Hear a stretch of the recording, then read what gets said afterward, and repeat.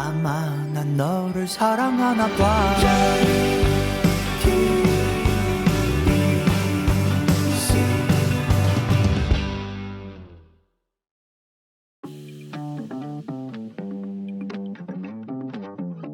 이번 주 장르가 뭐니? 장르가 뉴스. 이주앤머니에서는 황제가 된 K라면 글로벌 시장을 사로잡은 비결에 대해서 알아보고요. 장르가 리얼리티 돈선 체크에서는 숨겨진 블루오션 희귀 과일을 품은 농장을 소개합니다. 바로 필리핀인데요. 진짜 여기. 장르가 토론이죠. 생각이 달라에서는 중국과 미국, 미국과 중국 관세 전쟁의 승자는 과연 누구일지 미국일까요? 중국일까요? 두 경제 고수가 맞붙었는데요. 그 결과는 잠시 후에 공개됩니다. 채널 고정!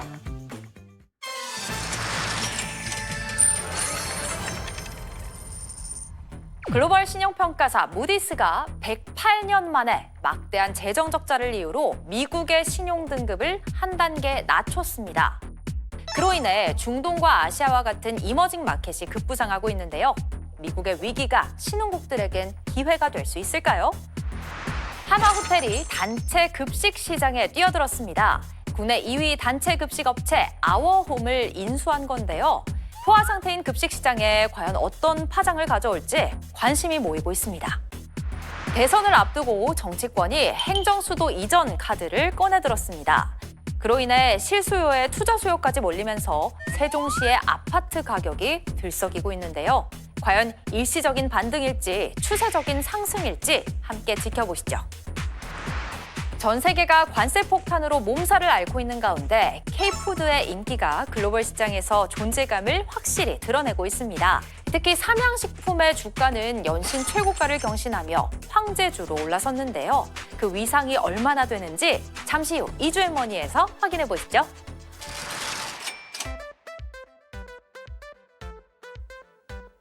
뉴스처럼 발빠르고 교양처럼 풍부하고 리얼리티처럼 생생한 경제 이야기. 장르는 단 하나. 장르가 많이. 안녕하세요. 경제가 어려운 분들을 위해 경제를 쉽게 읽어주는 프로그램 장르가 뭐니 앵커 권혁수입니다. 네, 돈이 되는 정보 얻어가고 싶으시다면 바로 여기 잘 오셨습니다. 안녕하세요. 장르가머니 아나운서 김하은입니다. 자, 오늘은요, 새로운 경제 선생님 두 분을 모셨습니다. 이분 제가 진짜 신뢰하는 여의도 정보맨입니다. 네, 누굽니까? 근데 의심스러워요. 혁수 앵커랑 네. 사촌인 것 같은데. 왜요? 같은 권 씨의 네? 학자 돌림입니다. 그러면은 먼 친척일 확률이 굉장히 높습니다. 네. 촌수를 다퉈야 될 것 같은데요. 권혁중 경제평론가 나와주셨고요. 안녕하세요. 네, 안녕하십니까. 안녕하세요. 네, 반갑습니다. 네. 저는 깜짝 놀랐어요. 사실 이제 권혁수 씨가 나온다 그래서 네. 아니죠. 제가 권혁수 씨가 나오는 프로그램에 나가는 거죠. 그래서 가문의 영광이잖아요. 사실 권혁수 씨가. 그런가요? 그럼요. 권 씨의 또 영광 아니겠습니까? 그렇네요. 그렇지 가문 않습니다. 같은 그래서, 한가문의 네, 영광이네요. 그래서 이렇게 또 출연을 해서 GD가 있기 때문에 네. 저는 아직 영광은 아닙니다. 예. 자, 그리고 이분은 제가 좀 잘 알고 있습니다. 굉장히 생각이 이쪽 저쪽 다른 모습 자주 봤는데요. 곽상준 부장님 오늘 처음부터 함께 해주십니다. 안녕하세요. 안녕하세요. 네. 반갑습니다. 오늘 두 분의 피가 되고 살이 되는 얘기들, 돈이 되는 말씀 기대를 하겠습니다. 자, 그럼 이주앤머니 시작해 보도록 하겠습니다. 하나 아나운서 이주앤머니. 자, 한국 사람 중에, 우리나라 사람 중에 라면 안 좋아하는 사람 없잖아요. 저는 아직까지는 못 봤습니다. 좋아하시죠, 다들? 저는 뭐 라면 정말 좋아하는데 근데 요즘에 나이가 듣다 보니까 이게 잘 안 먹게 되는 거예요. 이게 밀가루다 보니까. 저속 노화를 네, 실천하고 그래서 계시군요. 정말 좋아하는데 요즘에 좀 줄이고는 있습니다. 하지만은 즐겨 먹는 음식 중에 하나가 바로 라면이죠. 자, 그렇다면 가장 좋아하는 라면 하나씩 네네. 외쳐볼까요? 자, 하나, 둘, 셋! 안성탕면. 라면. 잠시만요. 저는 대답하기도 전에 지금 안성탕면. 안성탕면. 안성탕면 나왔습니다. 네, 안성탕면 정말 좋아합니다. 맛있죠, 맛있죠. 맛있죠. 네. 우리 부장님은요? 저는 주로 식당 같은 데서 먹으니까 주는 대로. 주는 라면. 그래서 네. 주는 라면이라고 네. 하셨군요. 네. 그리고 혁수님은 한강라면이라고 외쳐봤습니다. 한강라면. 한강에서 먹는 라면이 왜 이렇게 맛있을까요? 네. 저는 진라면을 진라면. 좋아하는데 말이에요. 진순 있고 진매가 있는데 어떤 쪽으로 전 가시나요? 순이요. 아, 전 맵찔이기 진순으로 때문에 가시는구나. 예, 네, 예, 예. 진순을 좋아합니다. 정말 맛있죠. 자, 이렇게 우리나라에 라면이 참 많습니다. 이 라면이 세계로도 널리 뻗어가고 있다는 사실 많이들 알고 계실 텐데요. 그럼요. 지구 곳곳으로 뻗어나가다 이제는 황제가 됐습니다. 황제가 됐어요. 그렇습니까? 네, 최근 몇 년 동안 아주 핫했던 삼양식품이 글로벌 흥행을 앞세워 주가 100만 원을 돌파하면서 황제주 반열에 올랐다는 소식인데요. 이렇게 또 작년에 살 걸, 그때 살 걸 하는 주식이 늘었습니다. 근데 요 종목 곽 부장님이 말씀하셨을 때만 해도 안 늦었었는데 생각이 달라. 네, 생각이 달라 해서 말씀을 해주셨습니다. 네. 7만 원, 8만 원에 샀어요. 10만 원에 팔았거든요. 90만 원. 그때 샀어도 늦지 않았는데 그때 안 샀어요? 그때 안 샀어요. 너무 비싸가지고. 괜찮습니다. 저처럼 10만 원에 판 사람도 있어요. 네. 부장님이라고 다 이렇게 이익을 많이 내시는 건 아니네요. 그럼요. 전문가도 뼈도 못 치를 때가 많아요. 네. 근데 곽 네. 부장님 주변 분들이 많이 챙기셨다고 합니다. 네. 주변 분들도 같이 한 7만 원, 8만 원대 사셨다가 아직도 가지고 계신다고. 네, 일부는 팔았지만 아직도 갖고 있는. 제 생각에 오늘 우리 시청자분들 부장님 그리고 평론가님 말씀에 귀 기울이시면 이 삼양식품의 대를 잇는 그 다음 주식을 또 알아갈 수 있지 않을까 그렇습니다. 싶은데. 네. 적어도 왕자주 정도나 왕자주 정도, 네, 황제주까지 왕자주 바라지도 않아요. 왕자주 정도라도 조금 근데 먹었습니다. 그 왜 황제주라고 하는지 아세요? 잘 모르겠어요. 왜 네. 황제주예요? 그러게요. 이 황제주라고 왜 나오냐 그러면 이제 한 종목당, 그러니까 한 주가당 이게 주당 100만 원이 넘어가기 때문에 보통 이제 황제주라 불려요. 이게 딱 정해진 건 없어요, 사실. 월등히 앞서는 이제 주가 이렇게 보시면 되는데, 근데 이게 비싸죠. 이게 한 주 살려면 100만 원. 아니, 100만 원이면 몇 개 사지도 못하겠네요. 그러니까요. 자, 지난해에도 뭐 최고치를 넘어섰다, 또 했다, 연신 뉴스가 나왔었는데요. 이렇게까지 오를 줄은 몰랐습니다. 별명이 불닭 반도체, 면비디아일 정도인데 혹시 작년 5월쯤, 그러니까 한 1년 전쯤엔 얼마였는지 아시나요? 1년 전쯤에 1년 전 얼마였을까요? 1년 전에 아주 큰 변화가 있었습니다. 이번에도 5월 달에 가격 변화가 큰데 처음 시작할 때는 5월 초에 30만 원, 네. 끝날 때는 50만 원. 왜 그러냐면 이 회사가 설비 증설을 계속했어요. 네. 수출 기지인 밀양에 공장을 지었는데 작년에 지었던 공장에서 본격적으로 물량이 쏟아졌던 때가 1분기였고 1분기 실적이 반영되어서 사람들이 그걸 알게 된 게 5월 달이었어요. 근데 이번에는 밀양에 이 공장이 또 돌아갔어요. 이야. 네, 이 공장이 돌아가서 그게 1분기 실적으로 반영되어서 우리가 알게 된 게 또 5월 달입니다. 아니 지금 3배가 넘게 올랐고 황제주가 됐는데 딱 1년이 걸린 거예요. 이런 일이 자주 있는 일인가요, 부장님? 자주 있지 않죠. 예, 그리고 이건 바닥에서부터는 10배가 훨씬 넘게 올랐으니까 어떤 그 테마성이나 이런 거 분위기를 타가지고 갑자기 급등하는 경우는 종종 있는데 이 주식은 꾸준히 증가했어요. 꾸준히 상승했고. 아니 삼양식품 매출이 얼마길래 돈을 얼마나 벌길래 여기까지 온 겁니까? 올해 1분기 실적을 보면 5,300억 정도의 매출을 했는데 영업이익이 얼마가 났냐면 1,340억 정도가 났어요. 우와. 네, 이게 20%가 넘는 네. 영업이익이거든요. 보통 라면은 이렇게 많이 못 남겨요. 그쵸. 예. 그렇죠. 워낙 단가가 낮으니까. 식당에서 요리를 해주면 많이 비싸게 받을 예, 예, 수 예. 있지만 네. 우리가 재료를 살 때 엄청나게 비싸게 받으면 손이 안 가거든요. 네. 근데 이제 이게 해외로 팔리면서 이런 높은 마진을 구가할 수 있었다. 그것이 삼양식품의 황제주 등극에 결정적인 영향을 미쳤다. 어쨌든 이렇게 매출이 많았기 때문에 황제주가 된 거잖아요. 꼭 그런 건 아닙니다. 매출은 자 한번 질문을 드려볼게요. 농심이 많을까요? 삼양이 많을까요? 농심이요. 맞습니다. 그렇군요. 예, 농심이 훨씬 많아요. 농심의 경우는 매출이 약 9천억 가까이 돼요. 1분기에. 이야.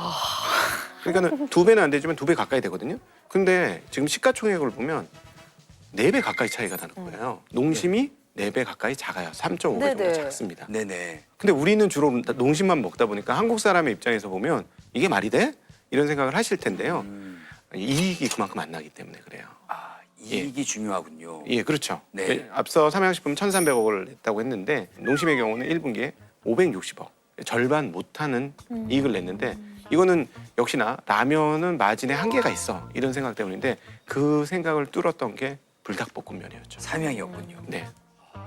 저 같은 사람이 왜 그거 없었겠어요? 아니 뭐 그거 불닭볶음면 하나 팔아서 되겠어? 이게 굉장히 궁금하실 텐데요. 공장을 계속 지어서 그거 하나만 만들고 있습니다. 집중했군요. 하나를 집중적으로 만드니까 단위당 단가가 떨어져서 마진이 늘었고, 그리고 한국에서 장사하는 게 아니라 해외에서 장사를 많이 했습니다. 이야. 그 삼양식품한테 제가 처음에 전화를 해서 물어봤어요. 아니 어떻게 한 제품 가지고 공장을 짓느냐, 말이 되냐. 저희도 고민을 많이 했습니다. 10년간 고민한 결과가 만들어도 된다였습니다. 그런데 계속 그 10년 동안 공급 부족이었었습니다. 네.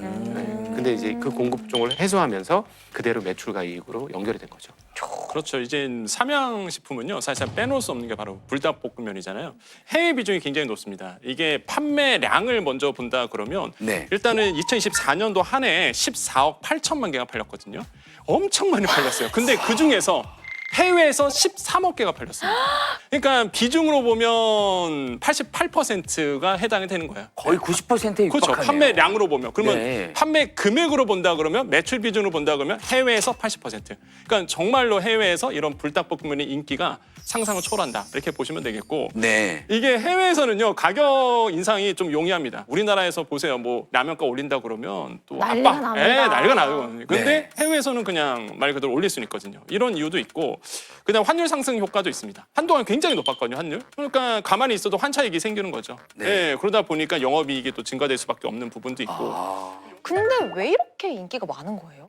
일단 SNS에서 사실상 바이럴이 굉장히 잘 됐습니다. 아, 그러니까 약간 챌린지처럼. 맞아요. 매운맛 먹기 챌린지. 그래서 인플루언서들이 막 도전하고 그러면서 막 울고 막 자지러지고 이런 게 너무 재밌는 거예요. 작년이었어요. 작년에 좀 사례가 하나가 있었는데 미국의 텍사스시에서 한 여성 소녀가 이 불닭볶음면을 선물을 받고 너무 감격스러워서 그거 보셨죠? 이 영상 봤어요. 네, 봤습니다. 막 너무 감격스러운.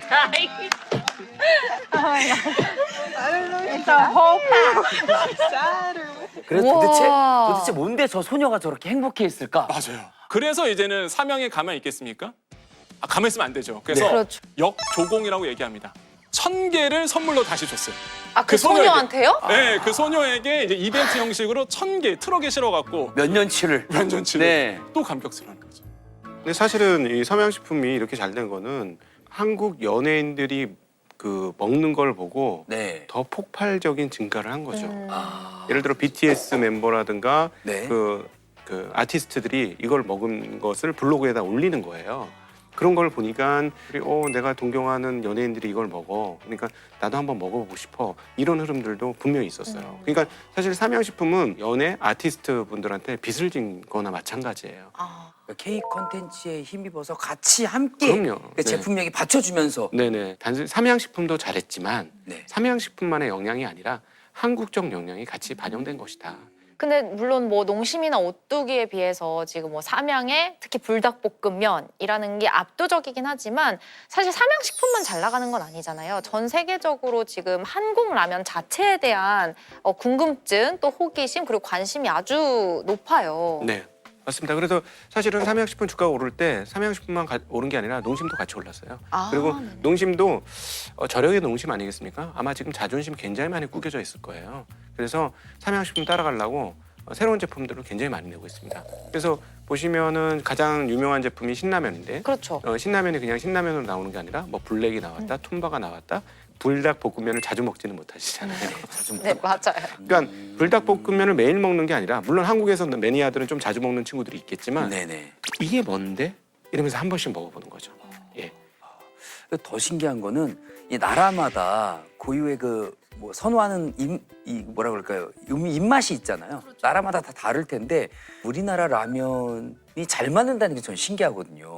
그러니까 이게 현지화 전략을 식품 회사들이 쓰고 있어요. 그러니까 아. 삼양도 그랬고 농심도 그랬고요. 그럼 맛이 다릅니까?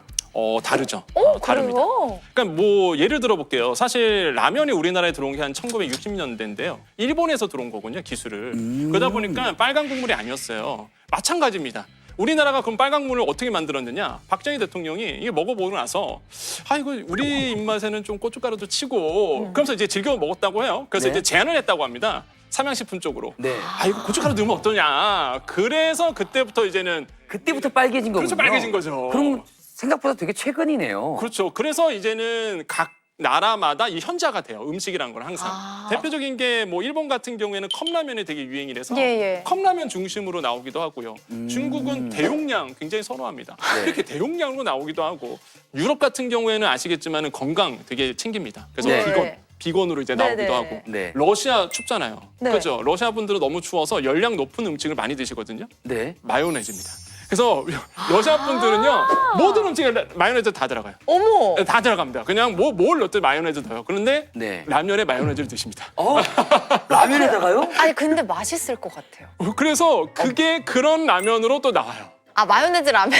마요네즈 라면. 그래서 우리나라 식품회사가 이렇게 글로벌화를 추진하고 있다. 이런 점들은 굉장히 우리가 주목할 만하다. 그러니까 주가가 뛰는 거다. 이렇게 보시면 되겠습니다. 아, 그렇군요. 자, 한국 라면의 인기가 앞으로도 계속될지 궁금한데요. 자, 그렇다면 주식 고수 입장에서 증권가에서는 앞으로 라면 주가 얼마나 더 오를 거라고 생각을 하시나요? 이렇게 방송에 나온 거는 위험 신호입니다. 아, 정말 죄송하지만 네. 이렇게 많은 분들이 즐겨보시는 대중적 프로그램에 네. 이 이슈가 다뤄지는 건 경계해야 될 소식이에요. 아, 지금 뭔가 위험한 모든 사람들이 관심을 갖게 된 거거든요. 네. 물론 저는 10만 원에 팔았으니까 더 이런 마음을 가질 수는 있는데 많은 사람들이 관심을 갖게 되면 살만한 사람은 다 산 걸 수도 있어요. 그러니까 결국은 그 삼양식품이 실적으로 그걸 돌파해 줘야 되는 겁니다.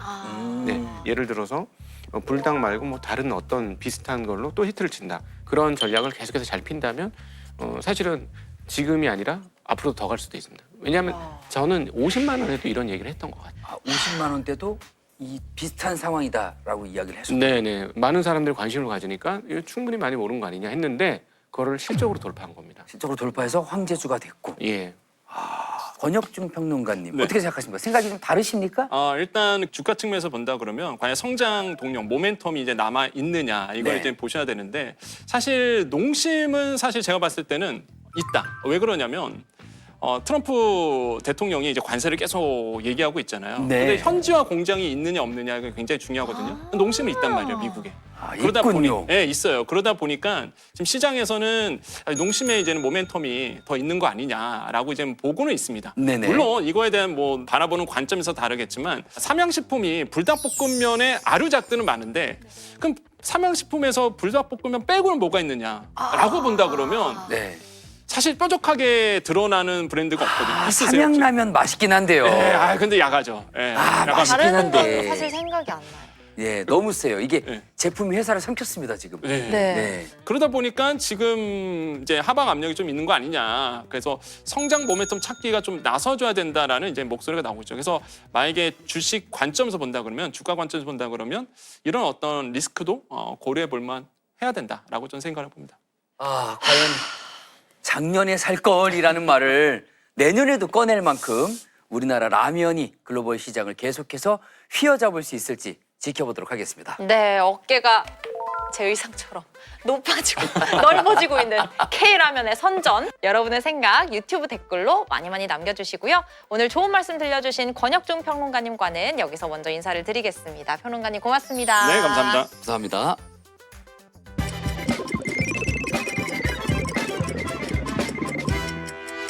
여러분의 투자에 도움이 되고자 한 주간의 기업 이슈를 전하는 돈선 브리핑 먼저 시작합니다.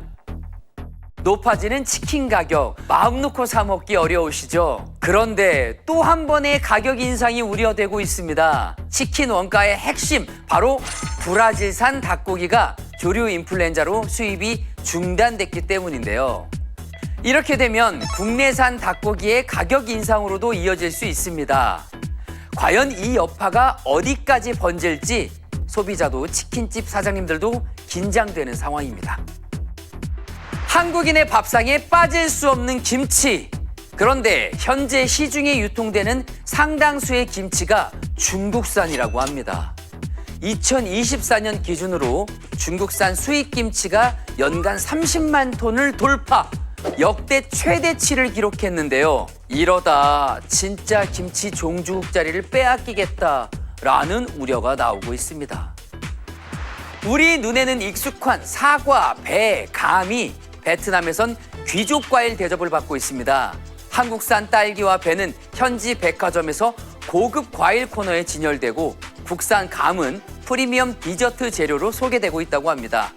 한편 우리나라에서는 열대 과일까지 국산 재배를 늘리고 있는데요. 수입 과일로만 여겨졌던 망고, 파파야, 용과 등이 국내산 이름으로 하나둘 판매되고 있는 중입니다. 과연 K과일 재배법에는 뭔가 특별한 게 있는 걸까요? 잠시 후 돈선 체크에서 그 비법을 찾아봅니다. 이번에는 돈이 모이는 핫플레이스를 찾아가는 시간이죠. 돈선 체크 코너입니다. 자, 오늘 돈선 체크는 박준우 기자와 함께합니다. 박준우 기자 어서 오세요. 안녕하세요. 안녕하세요. 예, 처음 뵙겠습니다. 저 경제산업부의 박준호 기자라고 하고요.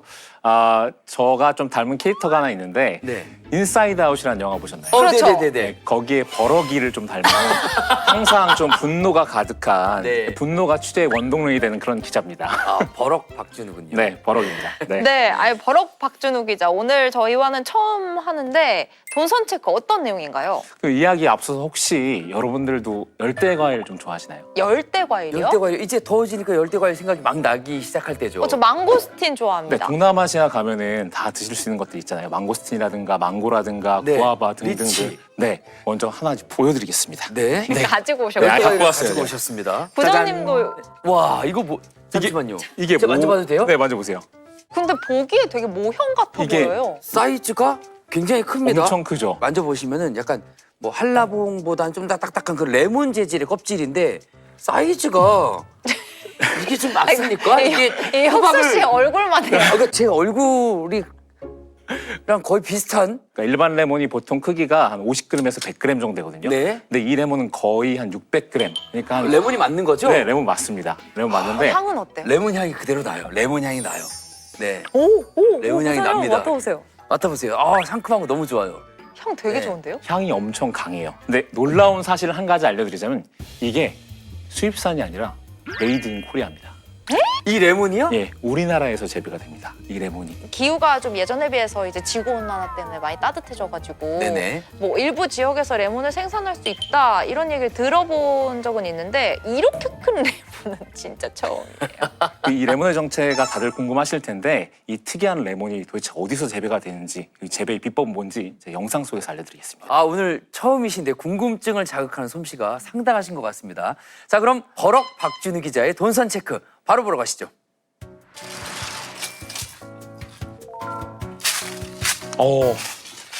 열렸네.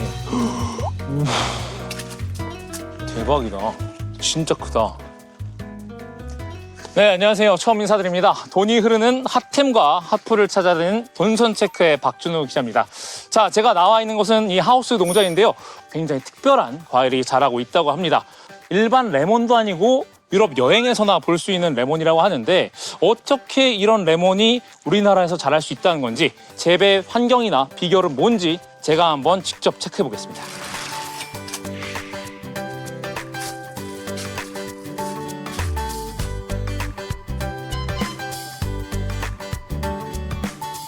아, 저분이신가 보다. 안녕하세요. 네네. 안녕하세요.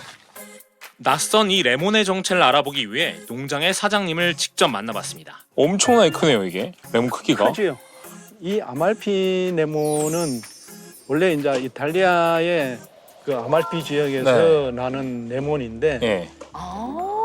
아말피면은 이탈리아 남부 아주 유명한 해안 도시 아닙니까? 예. 신맛이 조금 덜하면서 어. 그 향이 상당히 그 많이 나는 부분이 그 유레카 레몬하고 아말피 레몬의 차이점이죠. 그럼 네, 그 유레카 레몬이 아니고 아말피 레몬을 직접 이 품종을 들여오시게 된 계기가 있을까요? 나만의 품목, 나만의 그 이런 품목을 찾다 보니까 그러니까 여기 태안이 사실 아말피랑은 환경이 다르잖아요. 그 아말피라는 지역이 지중해 그 바다 해안 지역이잖아요. 네. 그래서 태안 같은 경우에도 해안성 기후고 그렇다 보니까 잘 자라는데 문제는 조금 재배하는데 좀 까다롭습니다. 지금이 수확할 시기가 아닌데 네. 보시다시피 네. 과일이 달려 있잖아요. 그러니까요. 병충해라든지 온도라든지 그것을 일일이 다 맞춰줘야 되는데 우리나라는 사계절이잖아요. 네. 그래서 겨울 같은 경우에는 일교차가 심함으로 인해서 이게 그렇습니다. 아, 그랬군요. 어디에 사용하려고 재배를 하는 걸까요? 입덧 사탕이라고 들어보셨나요? 네. 예, 먹어봤습니다. 먹었었어요. 그 입덧 레몬 했을 사탕 때. 되게 유명하잖아요. 네네. 그 레몬이 이 레몬으로 만드는 거예요. 아, 진짜요? 그래요? 네. 되게 껍질이 엄청 달달하고 그래서 디저트랑 아이스크림으로 많이 만든다고 합니다. 전 안 먹어본 레몬인 줄 알았는데 먹어봤네요. 여기서 재배한 레몬하고 맛의 차이가 있을까요? 차이 없습니다. 이 아말피 레몬을 네. 한번 드셔보세요. 향이 너무 실 것 같아요. 지금 저도 지금 침이 나왔어요, 지금. 그 아이샤 사탕 딱 그런 느낌이에요. 아, 그렇군요. 껍질만 드셔보세요. 껍질이요? 어떤 맛인가? 껍질은 생각보다 안 셔요. 이게 반전 매력이에요. 아, 껍질도 먹을 수 네, 있습니까? 껍질이 주재료인 것 같아요. 훨씬 달콤하고 달달해요. 되게 달라요. 껍질이 진짜 맛있어. 응. 껍질이. 와, 이게 찢어야 냄새가 나요. 찾는 사람은 상당히 많죠. 왜 그러냐면은 요즘은 유럽 여행을 많이 하시잖아요. 갔다가 오시면은 맛보시고 다 아말피라는 이 레몬에 대한 매력을 많이 느끼고 들어오시는 분들이 많아요. 아말피 만나게 해주셔서 감사합니다. 네. 감사합니다. 네, 감사합니다. 네. 아니, 일단 엄청 커요. 제가 지금 애를 키우고 있는데 거의 거의 저희 애기 얼굴 얼굴 사이즈 진짜로? 농담 안 하고 엄청 커요. 제가 좀 길죠? 약간 오이형이라서. 레몬형 얼굴이시네요. 오이형이죠, 정확히는.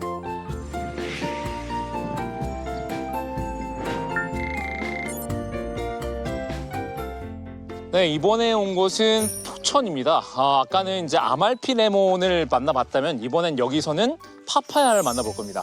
파파야는 사실 열대작물이라서 이 포천에서 과연 자랄 수 있나 싶은데 이 스마트팜에서는 어떻게든 걸 또 키워낸다고 하더라고요. 제가 어떻게 키울 수 있는 건지 그 비법을 한번 확인해 보겠습니다. 근데 어떻게 파파야가 포천에서 나지? 스마트팜이라서요.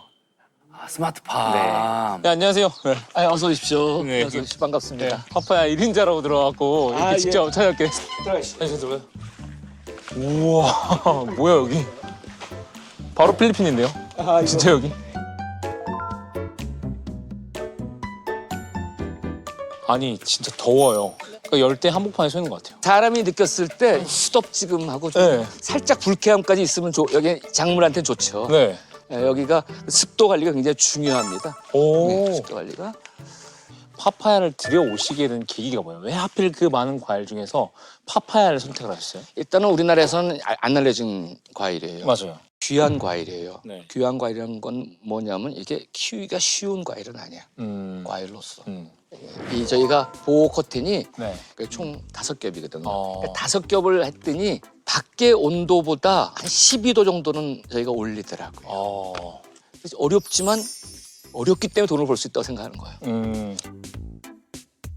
귀한 몸 파파야를 직접 맛보기로 했는데요.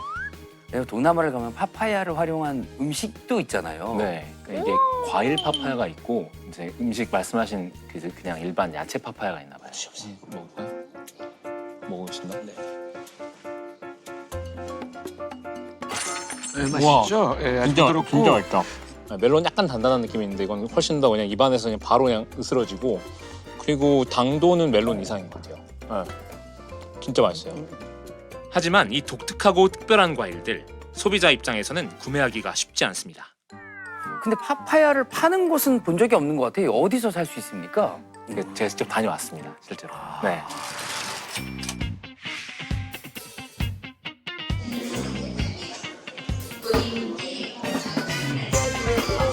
프로시다. 여기 있다. 여기 있다. 일단 백화점에서 사야 된다는 게 가격대가 좀 있다는 얘기거든요. 가격대가 조금 있긴 한데 맛은 또 그만큼의 가치가 있긴 합니다.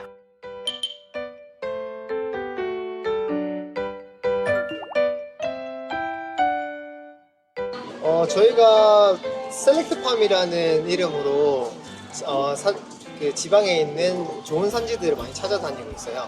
그러다 보니까 그 농가분들과 마음이 잘 맞으면 저희가 전량을 다 매입을 하는 거고 전국에 있는 상품들을 좋은 상품들을 모아서 고객님들한테 국내산을 선보이는 거다 보니까 관심을 가주시고 일단 많이 찾아와 주시는 편입니다. 아, 곽상준 부장님, 이런 게 바로 지정 농장제죠. 그렇습니다. 이 지정 농장제라는 거는 어떤 마트나 이런 백화점 이런 곳에서 특정한 농장을 지정해서 지정된 상품을 재배하게 하고 그리고 또 농장주에게도 맡기지만 자기네들도 품질 관리나 모든 유통 관리 이런 것들을 해서 신선한 제품과 좋은 제품을 자기네만 특화해서 파는 그런 제도를 지정 농장제 이렇게 부릅니다. 그 우리나라에서 사실 자주 접하기 어려운 희귀한 과일들을 들여오시는 이유가 뭐예요? 고객님들한테 호기심을 드리는 게 가장 주된 업무인 것 같고요. 왜냐하면 백화점에서 장을 보시는 분들은 변화하는 걸 되게 좋아하세요. 네. 그리고 그분들에게 끊임없는 흥미를 드리기 위해서는 새로운 상품들이 많이 저희는 도입을 해야지 고객분들이 재미를 가지고 찾아주시는 거기 때문에. 특별한 과일을 접한 소비자의 반응도 궁금해집니다. 아, 네, 예전에 아말피 놀러 갔을 때 먹어본 적 있는데 우리나라 거랑 사이즈랑 맛도 달라서 알고는 있었어요. 처음 봤는데 구매는 아직 안 해봤고요. 궁금해요. 예, 요즘에는 지금 많이 이제 알려져서 고객님들이 우리나라에서도 레몬이 나온다라는 거를 지금 많이 알려져 갖고 생각보다 많이 나가고 있어요. 네네. 나만의 농작물을 만들려는 지역 농가의 새로운 시도와 차별화를 꿈꾸는 백화점의 이색 전략. 그렇게 이 특별한 농작물들이 소비자에게 닿을 수 있었는데요. 앞으로 우리나라에서 더욱 다양한 과일들을 맛볼 수 있을 것 같아 기대됩니다. 자, 지금까지 돈선체크 박준호 기자였습니다. 와, 저는 이런 과일들이 우리나라에서 재배되는지도 몰랐고 판매가 되고 있다는 것도 사실 몰랐어요. 네. 아까 이렇게 소비자분들이 좀 관심을 많이 보이시던데 아무래도 뭐 워낙 독특해 보여서 그 없어서 못 판다라고 하더라고요. 네. 그 정도군요. 네. 파파야를 제가 또 갖고 왔는데. 네네. 아, 이렇게 생겼군요. 네, 이렇게 생겼습니다. 파파야는 레몬보다 더 커요. 더 커요. 더 커요. 레몬보다 더 큽니다. 네. 와, 이렇게 생겼어요. 아, 색깔도 예쁘고 어떻게 보면 약간 호박 같기도 하고요. 네. 네요. 호박하고 헷갈리는데. 네네, 호박 예. 같아요, 호박. 네. 네. 이제 그럼 막 잘라서 먹어도 되는 건가요? 이제 이걸 또 한번 먹어봐야죠, 맛있는 거는. 그쵸? 오, 덕수님의 칼질. 안녕하세요, 권성대입니다. 예. 요리할 때 아말피 레몬은 굉장히 많이 사용하는 편이거든요. 건성. 잽. 아, 옆면이 이렇게 참외 같아요, 참외. 네. 엄청 큰 참외처럼 돼 있습니다. 이거 가르자마자 지금 향이 확 확 올라와요. 옵니다. 네. 다시 한번 네, 드시죠. 다시 한번 또 우리 먹어보겠습니다. 혁수 씨도. 보시죠. 다시. 예. 공복에 먹으면 위산이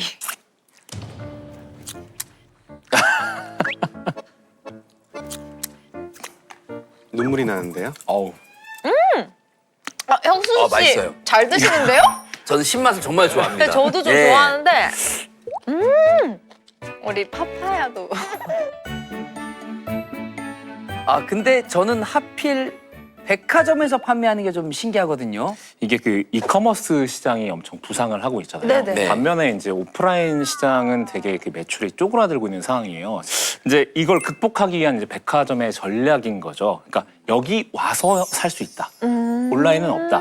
오프라인에 와서 살 수 있는 그런 상품들을 온리 히어 전략, 이 전략을 채택을 하고 있습니다.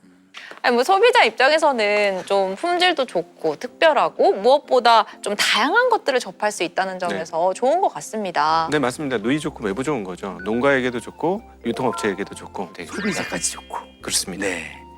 자, 이번엔 혁수 씨가 준비한 코너입니다. 생각이 달라 코너인데요. 이번 주는 또 경제 고수들의 생각이 얼마나 달랐을지 궁금합니다. 네, 관세 전쟁의 승자는 미국이냐 중국이냐에 대해서 치열한 토론을 하고 왔는데요. 오. 지금 여기 계신 곽상준 부장님이 직접 참여하고 오셨습니다. 함께 보시죠.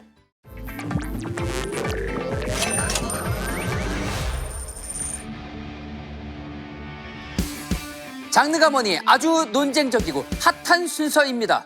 전문가들의 치열한 머니 토론, 생각이 달라 시간입니다.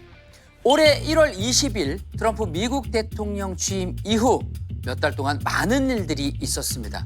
특히 미중 관세 전쟁이 진행 중입니다. 미국과 중국의 무역 갈등은 단순히 두 나라만의 문제가 아니죠. 글로벌 공급망과 세계 경제 질서를 뒤흔들 수 있는 중대한 사안인 것 같습니다. 사실 우리나라가 제일 걱정이고요. 그래서 오늘의 질문을 준비해 봤습니다. 미중 관세 전쟁의 승자는 미국일까요? 중국일까요? 궁금증에 대한 해답을 얻고자 생각이 다른 두 분의 경제 고수를 모셨습니다. 증시각도기 TV 채널의 곽상준 부장님, 최고민수 박민수 투자 전문가님 두 분 함께해 주십니다. 안녕하세요. 안녕하세요. 안녕하세요. 안녕하세요. 반갑습니다. 자, 본격적인 토론 전에 반미정서, 반중정서 이런 것들은 사전에 차단하고 시작하도록 하겠습니다. 자, 두 분께 공통 질문 한번 드려보도록 하겠습니다.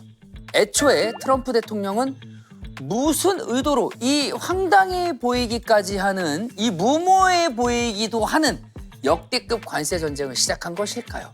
부장님. 네, 코로나를 겪으면서 깜짝 놀랐죠. 아, 우리가 생필품의 기초적인 것도 만들지 못하고 이런 문제가 생겼을 때 그냥 무너져 내릴 수 있는 상황이 있구나. 그렇기 때문에 이것을 새롭게 재조정하지 못하면 우리나라는 나중에 굉장히 큰 위기를 당할 수 있다라는 굉장한 문제의식에서 시작했습니다. 그래서 네. 이 문제의식은 잘못된 것도 아니고 뭐 어떤 바른 방향이고 그들이 말하고 있는 것처럼 Make America Great Again 해야 되는 상황이었기 때문에 이 일을 시작한 것이죠. 근데 문제는 뭐냐면 기존의 질서를 한꺼번에 너무 급하게 바꾸려고 하는데 문제가 생긴 겁니다. 네. 근데 굉장히 강압적으로 시작한 거예요. 우리한테 물건을 싸게 팔든가 아니면 너희는 우리나라에서 못 팔 거야.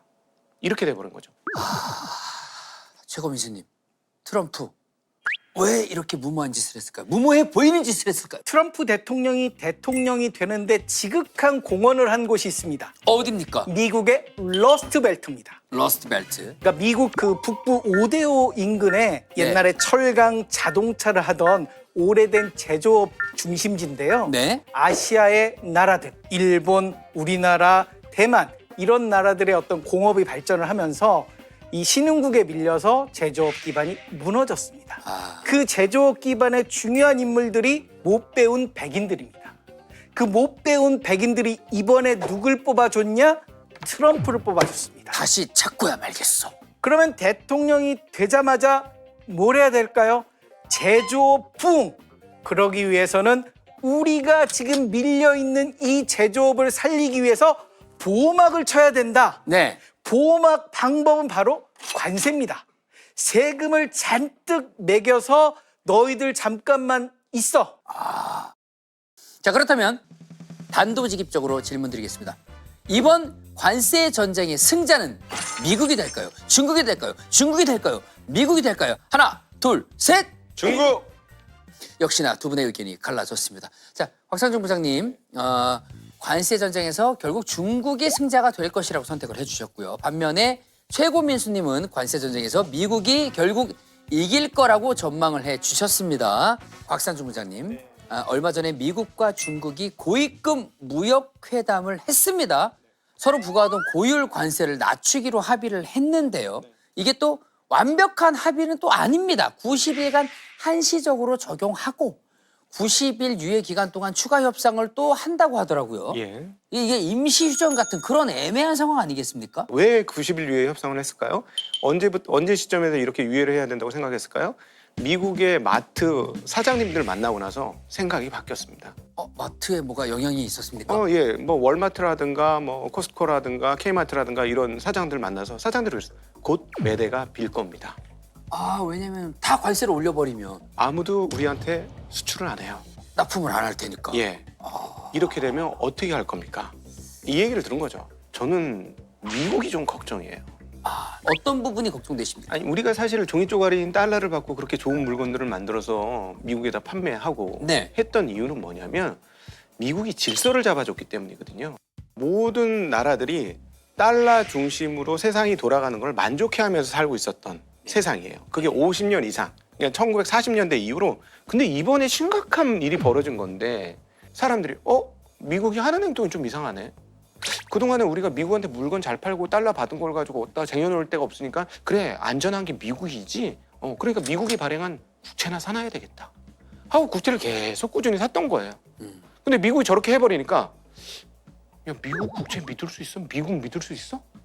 이런 일이 벌어진 거예요. 네. 그래서 최근에 일본 친구들이 미국 국채를 팔아버린 거예요. 그럼 예. 어떤 효과가 미국 국채를 파니까 물건이 많이 나오면 어떻게 되죠? 국채 가격이 떨어지는 거죠. 그렇죠. 국채 가격이 떨어진다는 건 금리가 위로 튄다는 얘기가 되죠. 네. 금리가 튀면 어떻게 될까요? 미국에서 대출 받아 돈 쓰는 사람들은 어떻게 될까요? 부담이 커지겠죠. 예, 굉장히 어려운 상황에 봉착하겠죠. 네. 이미 미국의 소형 기업들, 그다음 자영업자들은 지금 죽을 고생을 하고 있어요. 그래서 유예를 안 할래 안 할 수가 없는 상황이었다. 상대하는 중국도 만만치는 않습니다. 아마 녹아내리고 있을 겁니다. 네. 근데 문제는 뭐냐면 누가 더 이 녹아내리는 국면을 잘 견딜 것이냐, 누가 배고픔에 익숙할 것이냐, 이 부분을 생각해 봐야 되는 시점입니다. 그럼 배가 고파본 사람이 좀 더 잘 견딜 것이다. 그럼요. 이렇게 바라보고 계시는군요. 저는 생각이 다릅니다. 많이 다르십니까? 다릅니다. 미국은 내년 11월에 중간 선거가 있습니다. 이 싸움을 길게 끌고 가면 끌고 갈수록 트럼프에게 불리합니다. 불리합니까? 중간 선거에서 완패라면 네. 잘못하면 자기들이 레임덕에 빠질 수 있거든요. 빠른 시일. 그렇기 때문에 빠른 시일 내에 올해 안에 해결을 해야 됩니다. 그렇기 때문에 정치적인 경제가 아니고 정치적인 목적으로 90일 유예를 일단 해놓은 겁니다. 이미 어느 정도 얻었습니다. 30% 관세를 매겼습니다. 중국 제품에 이 정도면 사실 만족할 수준이거든요. 제가 보기에는 올해 안에 짧게 트럼프가 반드시 승리할 수 있는 그런 어떤 조건들을 갖추고 있지 않을까. 네. 저는 생각이 다릅니다. 어떤 부분이 다르십니까? 그러니까 미국이 과연 성공할 수 있을까? 심각한 의문이 있는데요. 네. 말씀하신 대로 미국은 올해 안에 승부를 내고 싶은 간절한 마음이 있을 겁니다. 올해 안에 못 내면 위험해질 수도 있죠. 그게 그렇게 만만하게 될 것이냐? 왜냐면 입니다. 중국이 가만히 있지도 않을 테니까요. 일단 미국에 공장을 짓고 싶어하는 마음은 알겠는데 미국에 공장을 지으려면 시간이 꽤 많이 걸려요. 그리고 뭐 자기네가 짓겠다는 게 아니고 외국에서 와서 지으라는 얘기지 않습니까? 그러면 여러 가지 법 절차가 또 허락이 돼야 되고 네. 뭐 기업이 원하는 위치도 선정을 해야 되고 제가 볼 때는 트럼프 임기 내는 못 짓지 않을까요? 지금 시도를 하더라도. 예, 아마도 실질적인 관세를 매겨서 효과를 내기보다도 그런 신용으로 해주면 관세를 깎아주는 그런 일을 하게 될 것 같고요. 그다음에 중국 같은 경우가 그러면 못 견디고 원하는 대로 30% 관세를 받아가지고 팔 거냐?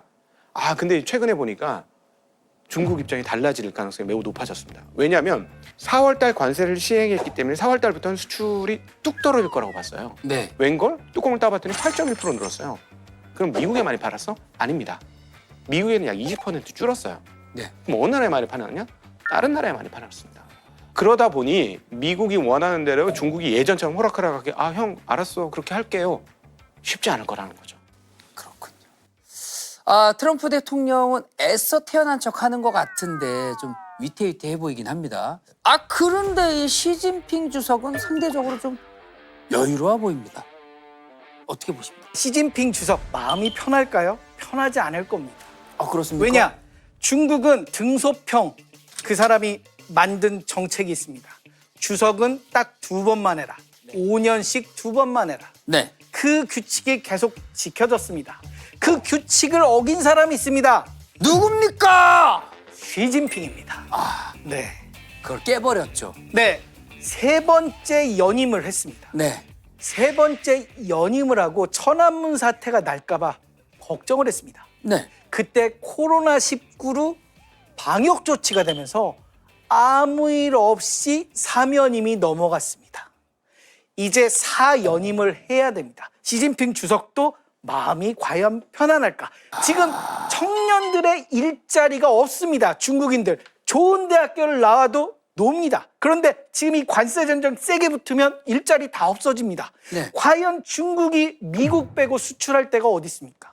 그 많은 수출량을 받아줄 나라는 결국 미국밖에 미국이다. 없다. 결국은 미국에게 어느 정도 타협을 하면서 적정한 조건을 들어주면서 물건을 팔 수밖에 없는. 그렇다면 결국 트럼프 입장에서는 얻고자 하는 것들을 얻을 수 있습니다. 관세라는 건 30%를 올렸다가 10%로 내리는 건 누구 맘이다? 트럼프 맘이다. 맘입니다. 그러다가 35% 올리는 것도 트럼프 트럼프의 맘이다. 마음입니다. 자기 마음대로 올렸다 내렸다 올렸다 내렸다 하면서 수출을 할래 말래 하는 건 트럼프다. 이런 말씀을 드리고 싶습니다. 그런데 이제 이게 중국이 하도 얻어맞다 보니까 준비를 많이 했어요.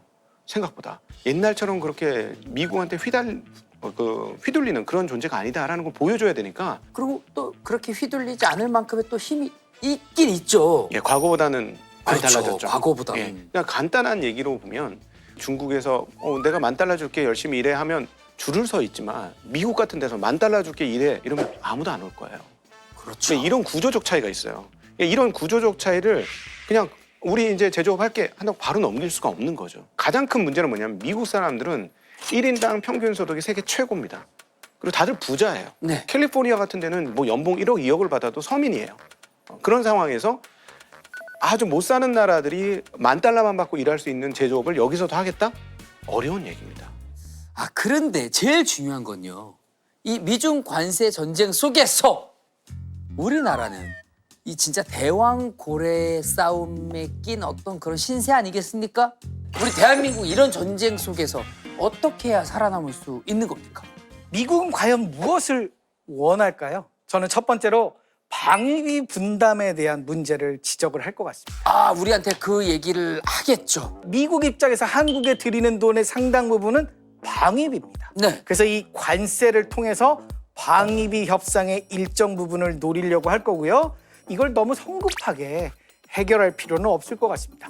빨리 해결하고 싶어하는 트럼프에게 우리는 최대한 시간을 끌면서 우리가 얻고자 하는 것을 하고요. 네. 그리고 최근 들어서 미국의 배들, 군용선들이 되게 낡아갑니다. 네. 심지어 중국의 해군력보다 뒤진다는 얘기도 듣고 있거든요. 네네. 그래서 미국이 필요하는 조선이라든지 그리고 미국의 공급망 안에 들어있는 반도체라든지 이런 부분들, 자동차라든지 네. 이런 부분들을 잘 좀 활용을 해서 이 슬기롭게 좀 이겨나갔으면 좋지 않겠느냐 이런 생각이 든데요. 잘 대응할 수 있을지 다음 대통령에게 꼭 부탁을 드리고 싶은 상황입니다. 아, 그럼 개인적으로 부탁을 드리시면 되겠습니다. 네, 대통령님 잘 좀 해주시길 부탁드리겠습니다. 자, 관세 전쟁 속에서 한국의 생존 전략 어떻게 보십니까? 중국을 대체하고 싶다면 네. 한국밖에 없다는 사실을 반드시 인지시켜야 할 것 같아요. 아, 미국에게. 마케팅을 해야 되는군요. 예, 그리고 대신에 우리가 투자할 부분들은 앞서 우리 민수님께서 말씀하신 것처럼 급하지 않게 최대한 천천히. 예, 천천히 해줄 듯 안 해주는. 아, 네, 이런 전략이 좀 필요할 것 같습니다. 잘 들었습니다. 자, 그럼 끝으로 오늘 두 분의 생각이 얼마나 달랐는지 달러를 통해서 확인해 보도록 하겠습니다. 하나, 둘, 셋! 저는 1달러입니다. 아, 두 분의 생각이 네, 너무나 비슷했다는 얘긴데 우리가 미국과 중국을 위해 싸웠지만 근본적으로는 대한민국 아닙니까? 네. 무역 전쟁의 승리는 대한민국이 할 것이다. 비슷한 생각이십니다. 네, 동일한 생각입니다. 한국이 여기서 잘 살아남는 게 우리한테 제일 중요하다고 생각합니다. 그렇죠. 누가 싸워서 누가 이기느냐 이거는 사실 우리한테는 그 다음 문제인 것 같습니다. 그렇죠. 자, 오늘의 생각이 달라해서 두 분의 생각은 매우 다른 것으로 보였으나 매우 비슷했다라고 정리를 하도록 하겠습니다. 제안한 토론 아주 잘 들었습니다. 감사합니다.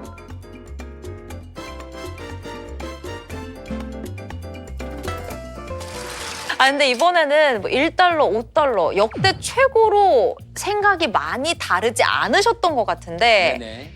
곽상준 부장님 생각이 네. 달라 다녀오시니까 어떠셨나요? 우리 최고민수님이 말이 최고 많은 게 아니고 제가 방송해 본 중에 행동이 제일 현란하신. 그쵸, 동작이 너무 하시고 마음대로 올렸다 내렸다 하면서 할래 말래 하는 건 트럼프다. 이런 말씀을 드리고 싶습니다. 아, 전략일 거예요. 네. 최고민수님의 전략에 걸려드신 것 같습니다. 마음대로 올렸다 내렸다. 근데 이 트럼프 관세 폭주의 끝, 뭐 이제는 좀 보이기 시작하는 겁니까? 미국이 이제 관세를 때렸다가 갑자기 유예하고 관세를 때렸다가 유예하고 이걸 계속 반복을 하고 있잖아요. 네. 이제 이런 패턴이 이미 좀 들킨 것 같기도 해요. 네. 미국 재무부 장관이 이 스콧 베센트 장관이 이런 얘기를 했어요. 선의로 협상하지 않은 나라는 다시 높은 관세를 적용시키겠다. 이런 세계를 상대로 협박을 계속 지속하고 있습니다. 그래서 언제 끝날지는 사실 가늠하기 좀 어려운데 당분간은 좀 지속되지 않을까. 자, 박 부장님 앞으로도 자주 나와주실 거죠?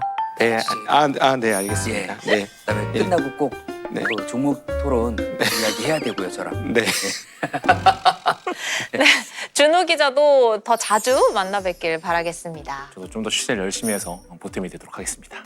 자, 생각이 달라 조금 더 풍성한 내용이 궁금하시다면 유튜브 버전을 보시면 가능합니다. 꼭 찾아보시길 바라고요. 댓글도 많이 남겨주세요. 네, 장르가머니 아쉽지만 마칠 시간이 다 되었습니다.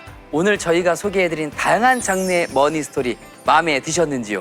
네, 장르가머니를 통해서 시청자 여러분들의 경제 상식 또 통장 잔고가 함께 채워질 수 있으면 좋겠습니다. 지금까지 시청해주신 여러분 감사합니다. 여러분 부자 부자 되세요! 돈이 저희 나가면 안 돼요. 들어와요. 들어온 체적으로. 그리고 들어와요. 주식 잔고가